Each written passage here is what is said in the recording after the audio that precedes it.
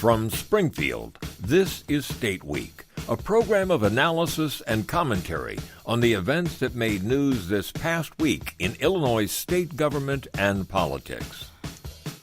We can get this budget done if we go back to the way we used to do it under our last budget of working collaboratively, and we can provide a solution to the Illinoisans without digging deeper into their pockets. In the last year, there have been 119 DCFS youth who have passed away, and we can never let that happen again. Ladies and gentlemen, that is going to take additional revenue. We don't want there to be a culture of making decisions to take children. We don't want there to be a culture of making decisions to leave children at home. We want the culture to be make decisions based on what's best for the individual child and family, where their safety and risk are taken into consideration about the outcome.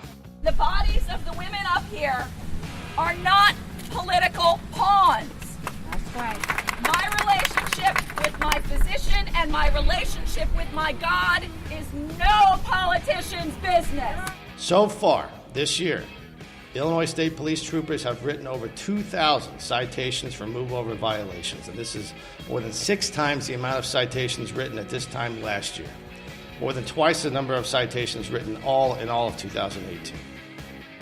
Well, Illinois may come down harder on those who fail to move over when a police officer is on the side of the road, strengthening what's known as Scots Law.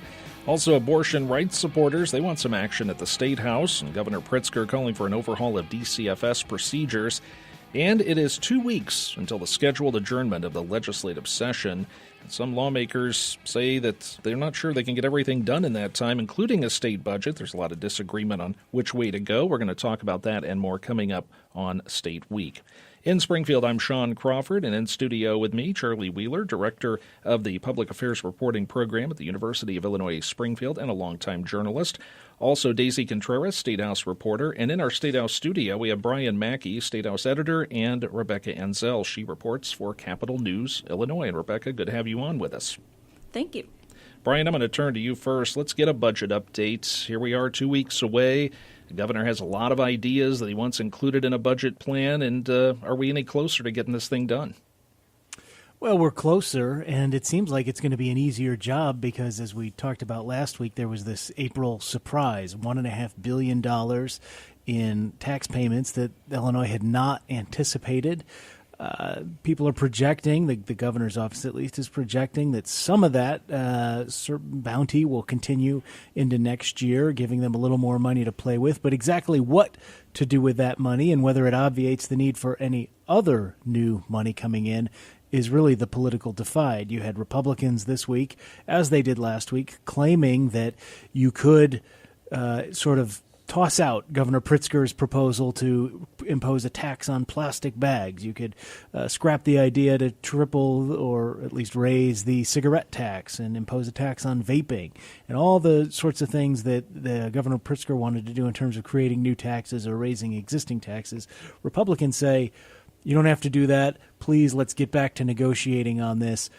But Democrats are saying, wait a minute, one, we have the supermajority, but, we're happy to negotiate, but they don't really ultimately have to, probably. On the other hand, they're saying that, yes, this is great that we have this bounty, but it's a one-time thing. We're not sure it's going to continue. We still think we need additional revenue to do all the things we want to do, like fix DCFS, as we heard Majority Leader Greg Harris saying at the top of the show. Well, Brian, you mentioned the Republicans talking about negotiations. They are in what is known as the super minority, meaning that Democrats could override a governor's veto with just Democratic votes. They have enough of that in both chambers. But Republicans, are they sitting there basically just on the sidelines right now, or are they in some type of talks with the governor and other legislative leaders? Well, as far as we know, there had been these working groups, right? House Democrats. So the governor, the way the budget works, the governor gives his big speech. That happened in February. Then the various legislative committees, the appropriations committees, hear testimony from all the agency directors, state universities, people like that, about what their spending priorities are. And as we understand it, the House Democrats started from a rather austere place. I've heard they assume no revenue growth, really, and none of these new taxes, and put together a pretty brutal budget that would have involved cutting across state government. Obviously, a lot of Democrats don't really want that to be the final budget, so maybe this was a political exercise to sort of open their eyes, open the eyes of the rank and file to the sort of, why some of the leadership thinks these tax increases might be necessary, because this is what the budget would look like without that. And Republicans were reportedly involved in that process, but they're saying there's all this extra money that's come in, and none of the rank and file, Democrats or Republicans, are being consulted on how to use that extra money that's coming to the state government. Now, Charlie, let me ask you on this, because when we talk about like extra money coming into the state and people look at that and think, hey, happy days are here again, we're talking about a state that still has a huge backlog of bills that it hasn't paid. Some of those stretch back many months, even years. The state shouldn't get too excited right now, should it, when it comes to any type of short-term windfall that's coming in? I mean, we should be thankful that we have a short-term windfall, but the notion that, now we don't have to worry about anything else, I think is pretty ludicrous. The reason I say that is the morning of Friday, May 17th, as we're taping the show, the comptroller reported there's a $6.9 billion backlog. These are bills that we owe people for services already rendered for which we don't have the cash to pay. Roughly 86,000 vouchers are backlogged. So the idea that, we don't have to worry about new revenue, I don't think that holds water. And as a matter of fact, the Civic Federation gave kind of conditional support to the budget, a report that came out the other day. And they said that they can support the budget because the governor has decided to use this windfall, so to speak, to not have to stretch out pension payments, not declare a pension holiday. And in my mind, if you want to say, we don't need to raise cigarette taxes, we don't need to do some of this other stuff, on the other hand, there's a huge need for a capital program. Because of the constitutional amendment that we passed a couple years ago, we can't take the gas tax and use it to pay for some suburb sewer system. So we'll need a source of revenue. Why not take the cigarette tax and all the other stuff that the governor proposed and use those revenues for a so-called vertical, not roads and bridges, but buildings and infrastructure maintenance that's needed around the state? Well, Daisy, let me ask you, because the public's appetite is never there for paying higher taxes, of course. And here you've got all of these different taxes coming at people at one time. I think that's the difference now that I see maybe from other years. Often there was, money being talked about, we'll raise this fee or this tax to help fund a capital program or this specific need. But we're talking about a lot of stuff at one time. And the governor's also discussing a graduated income tax that could possibly pass this year and could be voted on by the public in the 2020 general election and then become law. So it would raise more money that way. It seems to me like, again, that appetite probably isn't there among the public. Can they sell it in the last couple of weeks? Well, the governor and his administration also not only has that to sell, but also the idea that, if we don't want higher taxes, we can turn to legalizing recreational marijuana or legalizing sports betting. People already like to do it. Some people already out there are doing it in the black market.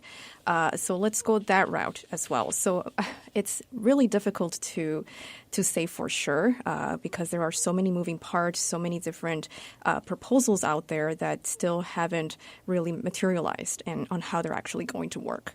I think another thing to keep in mind is we've talked about how there's only 2 weeks left.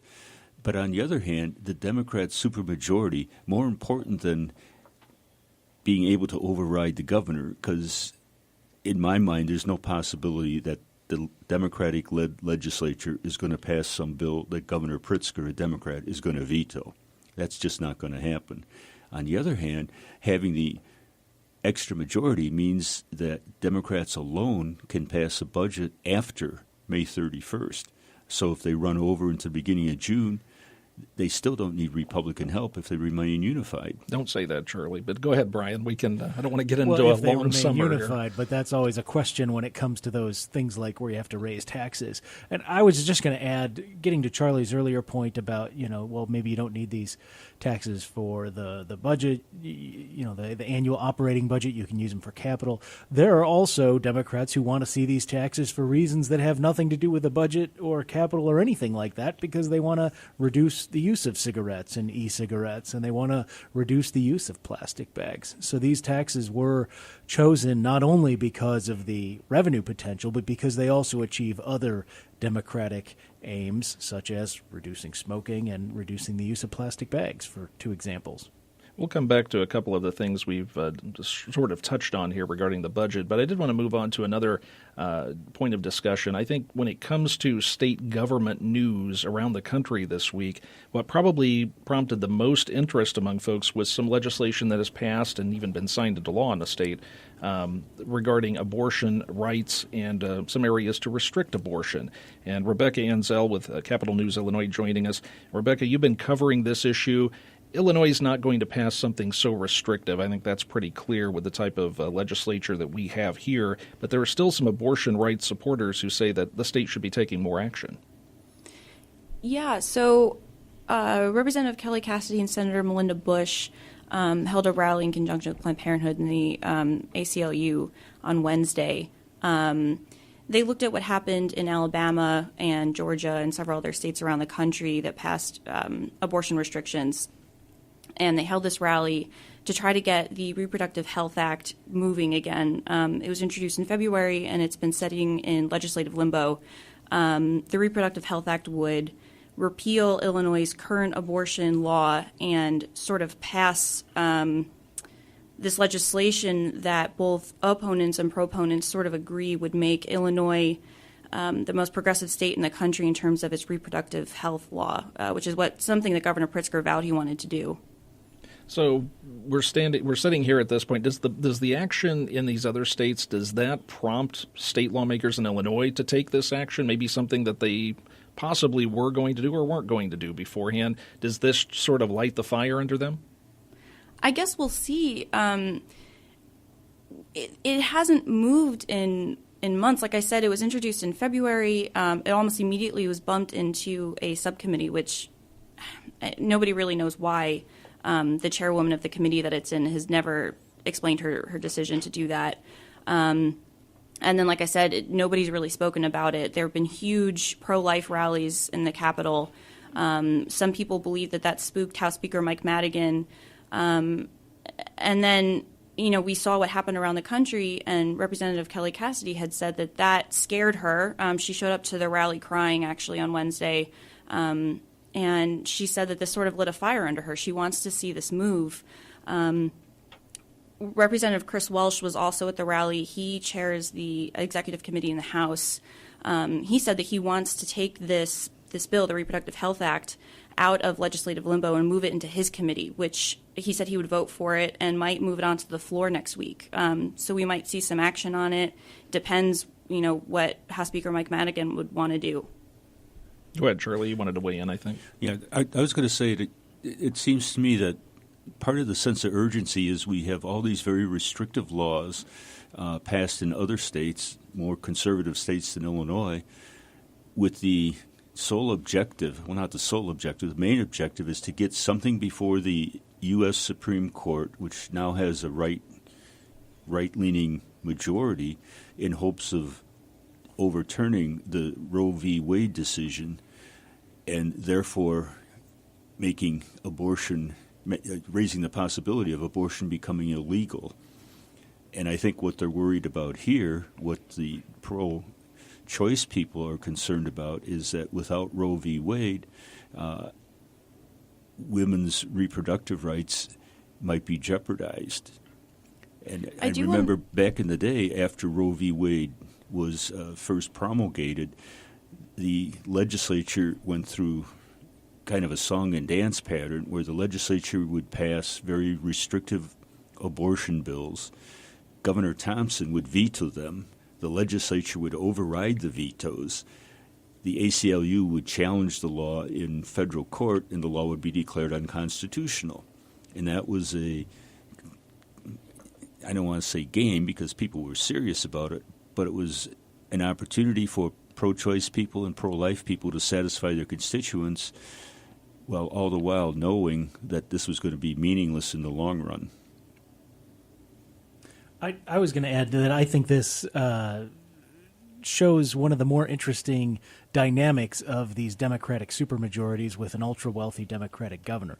Governor Pritzker is fond on the campaign trail of quoting Will Rogers, who said, "I am not a member of any organized political party. I am a Democrat." And I think we are seeing that the real important divides are not so much Democrats versus Republicans as they've been in the past, but Democrats against other Democrats. And I've said on the show before, one of the reasons that Illinois Democrats have such big majorities is that they are a big tent party, and that means that they recruit and even encourage members to vote their districts. And if a legislator believes her or his district is anti-abortion, then they vote that way. And that's why I think you see, as Democrats have grown, you have more conservative Democrats in the party. On the other hand, you also have a big uptick in progressive self-declared progressive Democrats this time around. And that's where I think everybody thinks that this is now the time when they can get their thing done, because look at all the power the Democrats have. And I think that's why you're seeing these tensions rise to the surface within the Democratic Party. And I wanted to add that Illinois started on this pathway to trying to protect the legality of abortion in Illinois back in 2017, when then Governor Rauner signed House Bill HB 40 into law, and it had a trigger provision that would confirm that abortions would remain legal in Illinois if ever the U.S. Supreme Court rolled back on Roe v. Wade. So we kind of started there, and it would be interesting to see how far these new proposals would go. And before we move on from that, Rebecca, I'm going to go back to you since you've been covering this a lot. Brian brought up an interesting point there, too, about the big tent of the Democratic Party. But I'm guessing there's a lot of folks, maybe in some tighter districts, that would prefer not to have to vote on some of these bills, that they would prefer these types of controversial issues to sort of not have to deal with those. Those have been, as you mentioned, tied up in a subcommittee, not seeming to move anywhere. They may be forced to vote on that. Are you hearing any type of rumbling, from the rank and file lawmakers regarding this? Yeah, I heard from a Senate Democrat the other day that when he had heard a rumor that this might move next week, he had said to himself, darn, because the Senate Democrats didn't want to have to deal with this bill this session, and they were kind of glad that it was stuck in a subcommittee. The thing with this bill is proponents paint it as, we are solidifying Illinois' abortion access and reproductive health access, but this bill is much more than that. I don't want to get too far into detail and take up a lot of time, but it goes far deeper than that, and that's where a lot of I think Democrats are sort of getting hung up. Is it does a lot more. Some legal experts will make an argument that it could mess up the criminal code. It could hurt people in the health field who might have a moral or ethical or religious objection to helping perform abortions. So there's a lot in that bill, and it's not, it doesn't just shore up protections for people who want to get an abortion or have access to contraception. Yeah, I would add, though, to the point that Brian was making, if you actually look at where the Democrats are from, their supermajorities derive from the suburbs, which, unlike the olden days when Democrats' majorities had a large contingent from southern Illinois, I think there's only like a half a dozen Democrats in the House not elected from a Chicagoland district. And the people from the suburbs tend to be less conservative, more progressive or liberal, if you will, than the type of Southern Illinois Democrat that used to be around in abundance back in my reporting days. So this may not be as controversial as we may have thought it was for some of these people. Well, and again, you only need 60 votes. Right. So that means 14 people get a pass. And in the Senate, it means, 10 people get a pass.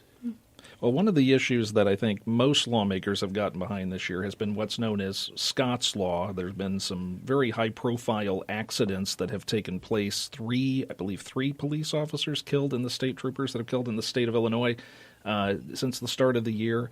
And this is a law that was designed to protect police when they have made a traffic stop along the side of the road. You're supposed to merge away from them, get into another lane, move away from them. And Daisy, this week there has been more discussion now about actually really ramping up the penalties for those that violate this law. Yeah, so in an effort to cut down on that number, as you mentioned, there have been 16 Illinois state troopers that have been hit on the road and 3 that have been killed. And out of those 3, 2 of them were killed by drivers who were in violation of Scots Law. So yes, Governor Pritzker and a bipartisan group of lawmakers came out with this proposal this week that would increase penalties and fines for those who violate the law. So currently the fine for the first violation is $100, and the measure would increase that fine to $250 with an additional $250 assessment, making the total fine to $500. So hopefully with this in law, we can see less of these accidents taking place. And the governor is on board with this, correct? That's correct, yes. And Daisy, while we're talking with you here, let me just go to another topic that we had sort of touched on a little bit earlier, and that is sports betting. We have now seen a little bit of more discussion on this here in the last couple of weeks. This is a key part of Governor Pritzker's budget proposal. Where do we stand here with just 2 weeks left? Well, things keep changing, as with a lot of things in the legislature right now. We do have some idea of what the framework might look like, but nothing has really been finalized or put up to a vote.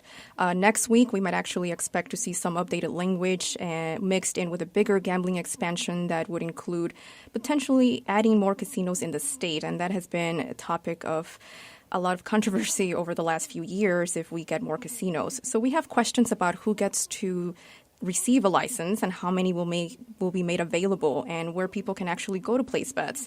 So last week there was an update to the sports betting proposal. One of the 2 would allow for riverboats, horse tracks, and video gaming operators to get licenses to run a sports book. This approach would also allow them to have an online or a mobile betting component, so now people can place bets online. And the Illinois Gaming Board and the lottery would be tasked with looking over rules and pretty much with overall regulation. The other proposal would have just 7 brick-and-mortar licenses with 3 online licenses. And in this one, something that has been argued a lot would give professional sports leagues a small royalty for people being able to bet on sports. Do we know where the money would go from this? Have they decided that yet as far as where proceeds might go? To education, to the general revenue. So not one specific area? No specific area, and okay. I think they're still trying to figure that out. And to make sense of all of this, I spoke to several gambling experts who have followed legalization of sports betting in other states, most recently Iowa and Indiana. The legal market outside of Nevada is pretty new, has only been around for a year this week. This week was the 1-year anniversary since the U.S. Supreme Court ruled that states could make up their own rules. And there really isn't much data out there on how well states are doing with long-term revenues. But some trends are clear, and according to these experts, for those states like Illinois that are still trying to figure it all out, states need to make sure that tax rates are competitive. So sports books, operators get taxed on the revenue that they make. So an example is if $1,000 are being put in a game on a bet on a game, and the sports book wins $50, those $50 will be subject to the tax. So the current Illinois proposal would have this tax rate at 25%, which is pretty high, probably the second highest in the country from all those states that already have a legal framework. And I don't want to get too much into the weeds of this, but for comparison, Nevada's tax rate is close to just 9%, and they've been doing this for decades. So eventually this cost gets passed down to the bettor, who would have to pay more for putting in a bet. And, I mean, this is the way that sportsbooks operators make their money. So overall, the word of caution here is let's not keep bettors in the black market. They will avoid extra costs as much as they can. And the second thing to keep in mind also is that states need to make sure there's a mobile and an online component.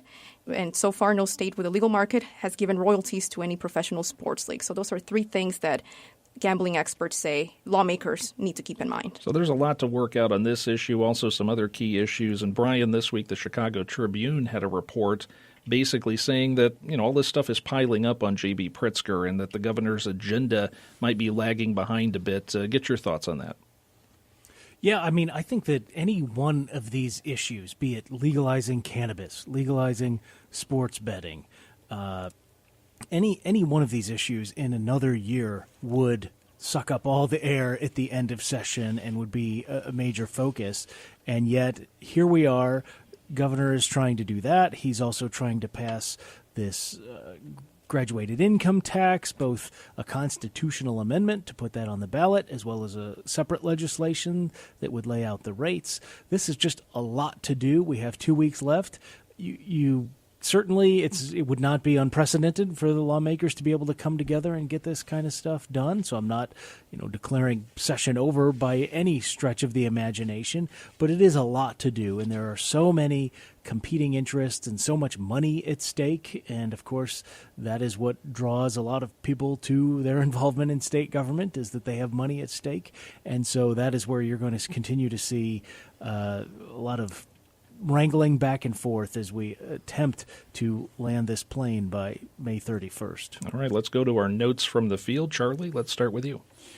Well, while many other things may be kind of in limbo or uncertain as to their fate, the legislature has sent to the governor, or has passed both houses, and it will be on its way to the governor, legislation that would prohibit state and local government agencies from contracting or exchanging payments with private prison companies for any detention purposes, including federal immigration detention.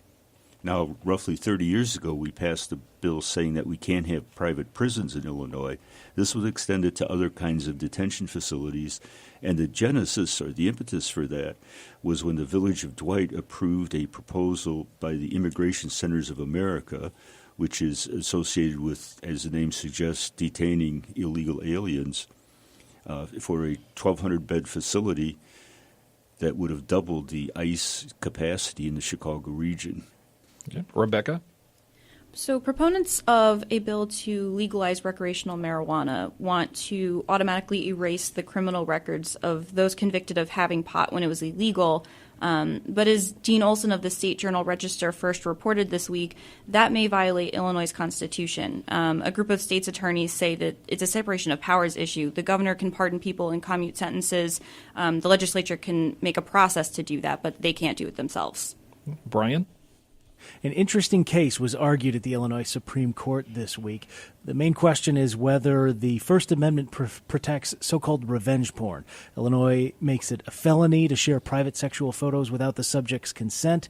In this case, the defendant challenging the law on free speech grounds is a woman.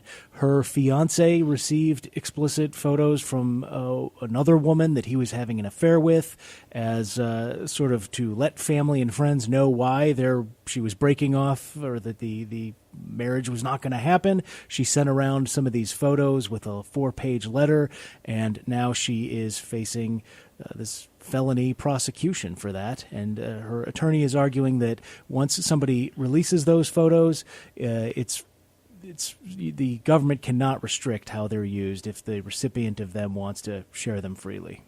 And Daisy?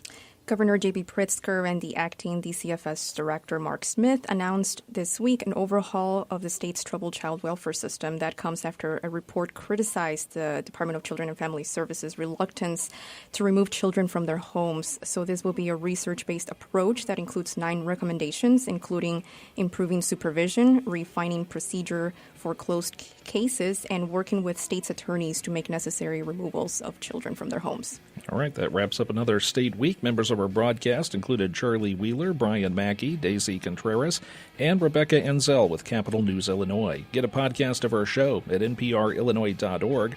I'm Sean Crawford. You've been listening to State Week, a program of commentary and analysis of events in Illinois state politics and government. State Week is produced in the state capital by public radio station NPR Illinois. This is IPR, Illinois Public Radio.